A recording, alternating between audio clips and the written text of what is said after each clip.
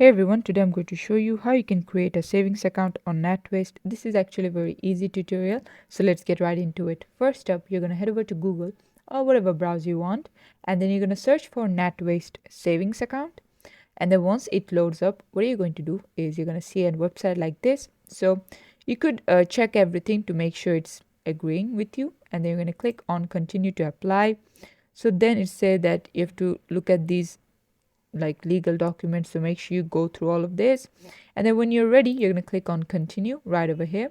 So it says, do you have your app? So let's say for now we don't have the app, but if you have the app you're going to click on this one. Remember, you need to put in your details. What I'm showing you is just a tutorial of the step by step. So let's say I don't have the app, so I'm going to click on next. So do you use online banking? So let's say you either are or you don't have, but I'm going to say yes, I am. And then they're going to say that log into your NatWest online banking. Oh, so it is asking you if you are a NatWest online banker. So no, I don't have online banking, so you're going to click on next, and then they'll say let's get you signed up. What you need to do is click on how to register for online banking. So you need to head over to this website, and from there it says register for online banking, so you're going to click on that. You could also see the step-by-step guide, which is at first you need to head over to register for online banking, and then they'll show you a unique customer number, and then for security they'll send you a one-time passcode. You need to verify that.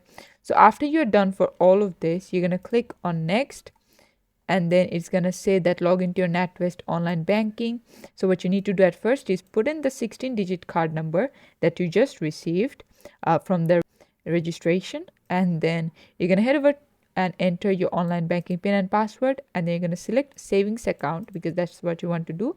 And finally you're going to choose the account that you want to apply for and complete your application, and there you go. This is how you can do it. Thanks for watching. Please leave a like and subscribe for more tutorials like this, and I'll see you guys in the next one.